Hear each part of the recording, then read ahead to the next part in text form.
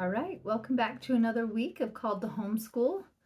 First item of business. Yes, I am losing my voice, and it happens to the best of us. My husband asked me if I was going to still record an episode today, and I laughed and I said, of course, I'm going to show up whether I have a voice or not. So hopefully my voice doesn't drive you crazy. I wanted to share a review from a listener recently, and this comes from Tiffany Malcolm, and she says, I am so grateful that this podcast. Oh, that's not what she said. She said, let me get back to it. It's funny, I had it already. She said, it's called Love, Love, Love. And she says, I love this podcast. This podcast alone was what I have used to start homeschooling and knowing I could do it. I am all caught up on every episode, so I look forward to hearing the new one each week. Thank you for your hard work. Thank you so much, Tiffany, for sharing that, taking time to write that review and give it.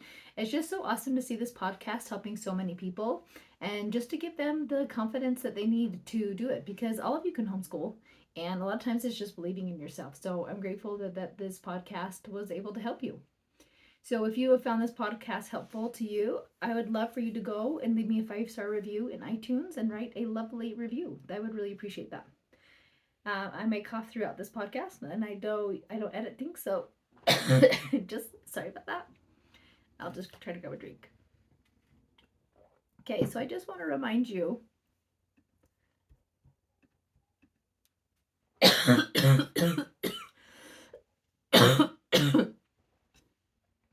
didn't pause that down here. You guys will get me coughing. Let's see. I just want to remind you about the homeschool conference I have coming up in June. And this is going to be a lot of fun. I hopefully will have a voice then. June 25th, and I'm going to be spending a couple hours on a Saturday afternoon just really helping you build a solid foundation in your homeschool. And I'm going to have a lot of time for Q&A, live Q&A, so that I can answer your questions. You'll get a recording of the video, and you will also get a free workbook of how to create your homeschool year. So I also just reached out to Karen. If you've been listening to the podcast for a while, Karen was my co-host and she's my friend. And Karen is the creator of Teach Beside Me and is a whiz at creating amazing fun things to do. So she also will be sending out, well, I'll send it out, but it's from Karen, a video of her creating some amazing fun things you can do in your homeschool and some fun downloads and things that you can use in your homeschool. So that will also just be a part of the anybody who purchases it will receive that. So that's really fun. Also, the private podcast is up and I am recording 1 to 2 new episodes a week to get all of those on there. So you're going to want to check that out. And you can find all of this on my website, www.coachmegthomas.com. And up top, there is a tab that says events that you can find to register for the homeschool conference. And there is also under shop where you can sign up for the private podcast feed. So you can find those there. All right, so summer is just around the corner, even though it keeps snowing in Utah and forgets that it's almost summertime. And I wanted to share some thoughts I had. I was thinking about how public school kids come home and for summertime and their moms are so excited. Like, I can't wait to have my kids home. I'm so excited to not be on anyone else's schedule.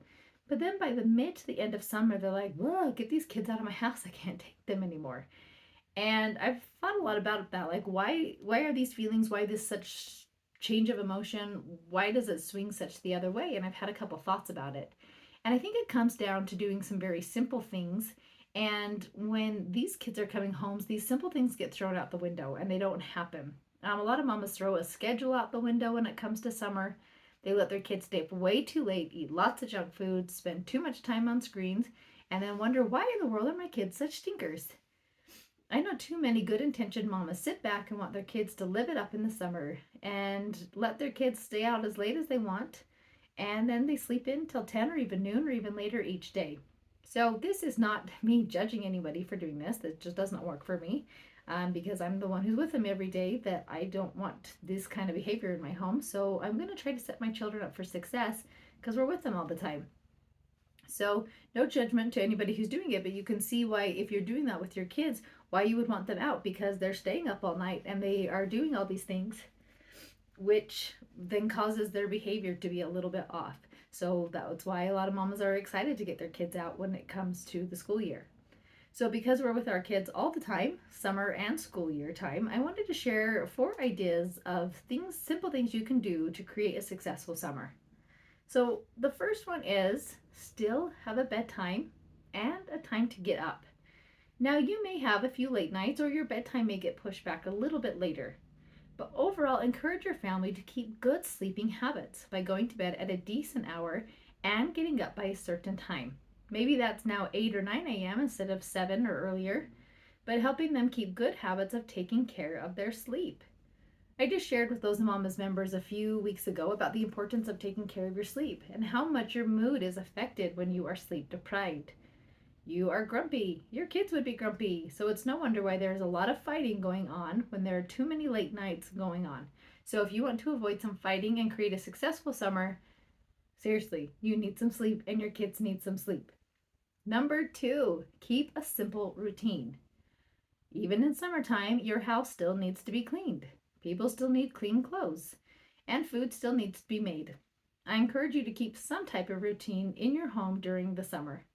When I see mamas get rid of their routine and then kids don't naturally want to just help out as much, mamas start feeling resentful and angry and usually end up yelling at their kids. If you want to avoid that, just keep a simple routine. We still do a small amount of school 4 times a week, and chores need to be done every day before kids can go out and play. So just if you want to avoid some of that meltdown and the freaking out and screaming on your end or the kids' end, keep a simple routine. I'm pausing on the podcast, but I'm not pausing on this, so sorry.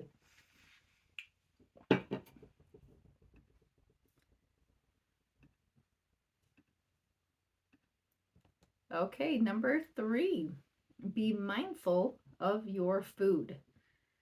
Another way to ensure chaos is to give your kids and yourself a bunch of sugary processed foods. You don't need to be crazy strict, but try to keep some healthy habits with your food. Throw food in the crock pot in the morning so you're not going out to eat for dinner. Buy a bunch of fresh fruit and veggies and have them in your fridge for snacks. I don't know that I need to explain this, but in case you're not aware of, when kids or you have a lot of sugary processed food, what does that affect? Your mood. It affects your sleep. It affects behavior and all those types of things. So if you want to have a successful summer where you're not groggy and feeling horrible and snipping at everybody, be mindful of the food you're putting in your body and the food that you're offering up for your kids. All of these things are just really small and simple things to help you just being yourself instead of doing things like being sleep deprived. Really is hard to be yourself when you are so tired or if you've had too many sweets or anything like that, or not even eating enough. So just being really mindful of your food. So number 4 is turn off the screens. So screens do have their time and place, but think of them as candy. Candy every now and then is fine, but if you are eating it every day and a lot of it, you are going to want whole nutritious food and eventually you'll start seeing health problems because of it. So some benefits from not being on electronics are kids build communication skills. They move their bodies more. It allows for more creativity and allows them to get enough rest, just to name a few. Now, allow me to get on my soapbox because there are some dangers that come from screens as well. Studies have found that children who are exposed to screens daily with more struggle with more mental health issues, have more stress. It delays learning, risk of obesity, impaired social skills, loss of cognitive ability, and susceptible to chronic health issues. Seriously, being on screens all day is not good for anybody's brain. Kids are only averaging 4 to 7 minutes outside a day, and then they are missing out so much by being inside all day, especially if they are on a screen. Some benefits of being outside are it promotes physical health. It helps children to sleep better. It helps children to take appropriate risks. Isn't that a fun one? To take appropriate risk, right? To find what they're capable of, climb trees, do things like that. It reduces stress. Children are more receptive to learning after outdoor play. It connects children to the real world. It builds confidence, helps with creativity, teaches responsibility, and so many more. So it's so interesting. By being on screens actually can create stress, and the remedy to it is to get outside, which reduces stress. Being on a screen promotes being sedentary and can even create eventually obesity. Being outside promotes physical health. So, a lot of these things, and even being outside helps you to sleep better, which helps all these things. So, these four very, very basic things can help you just to have your family run without it being complete chaos all summer long, where you're not going crazy being with your kids every day. So the four things are: number one, remember to keep a bedtime and to have a time to get up. Number two, keep a simple routine. Number three, be mindful of your food. And number four, turn off the darn screens.